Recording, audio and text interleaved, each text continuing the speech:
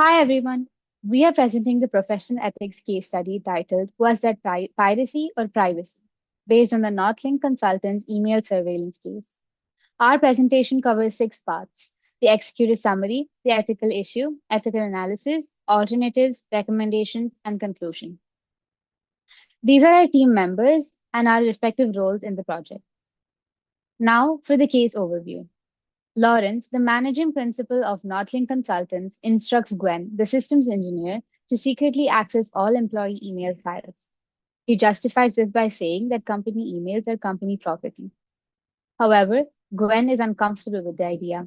She believes that secretly monitoring employee emails could damage trust, reduce morale, and possibly cause resignations. This creates a central issue of the case. Even if a company has the legal authority to monitor its systems, the way it does so must still be ethical. Covert surveillance without notice creates fear and violates reasonable expectations of privacy. So the core finding is clear. Monitoring may be legal, but secret monitoring is ethically weak. A transparent policy with advance notice would be the better approach. Now I invite Dharshini to discuss the ethical issues involved. I'll now explain the ethical issues in this case. There are four main ethical tensions. First, employer authority versus employee privacy. Lawrence has managerial authority, but the authority does not give unlimited ethical power over employees. Second, technical capability versus ethical responsibility. Gwen has technical ability to access emails, but the capability alone does not justify his action. Third, compliance versus conscience. Employees are expected to follow orders, but professionals must also use moral judgment. Fourth, covert versus transparent monitoring. This is the most important issue. The problem is not monitoring itself, but monitoring people secretly without their knowledge. Now, the stakeholders. Lawrence wants to enforce discipline and maintain productivity. Gwen is placed in a difficult position between obedience and ethics. NorthLink employees may feel betrayed if they are watched secretly, and the company itself risks lower morale, damaged reputation, and legal problems. So, this decision affects not just two people, but the entire organization. Now, ethical analysis will be presented by Sanjita. I will now analyze the case using different ethical frameworks. First, utilitarianism. This theory judges actions based on overall consequences. Secret monitoring may improve productivity in the short term, but it creates fear, lowers morale, reduces trust, and may cause employees to leave. So, overall, the harm is greater than the benefit.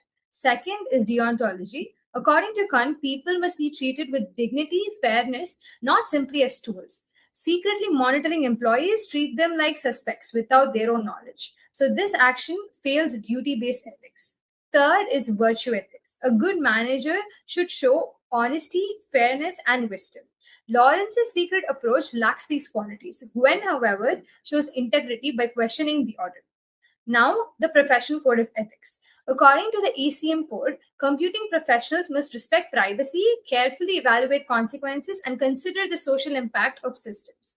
According to the IEEE code, engineers must avoid harm, act fairly, and refuse unethical conduct. Both codes support Gwen's concerns and oppose covert monitoring. So, all ethical frameworks reach the same conclusion.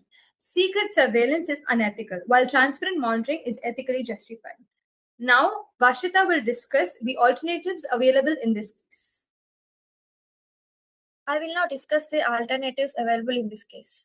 The first option was to comply willingly or reluctantly. Although this follows management orders, it damages trust and ignores privacy concerns. So it is ethically deficient. Another option was to refuse unless HR and legal approval were obtained. This introduces proper institutional checks and protects fairness. So this is ethically sound. The next option was signed employee acknowledgement. This means informing employees clearly that monitoring may occur and obtaining written consent. This creates transparency and legal clarity. It was one of the best rated options.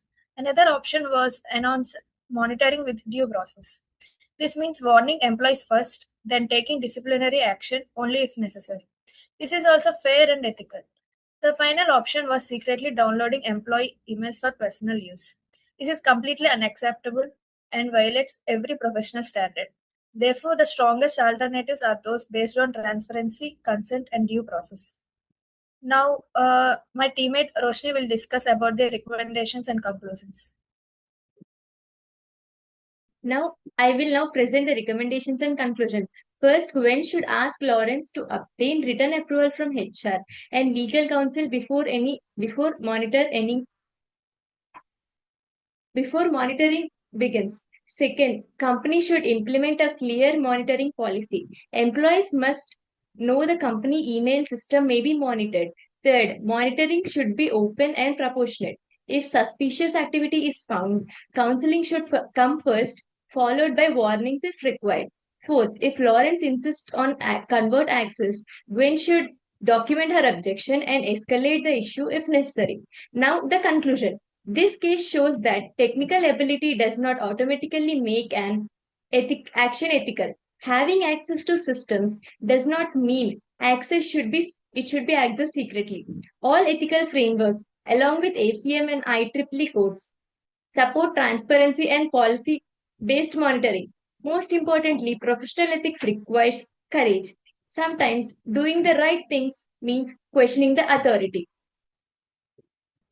These are our references. Thank you for listening.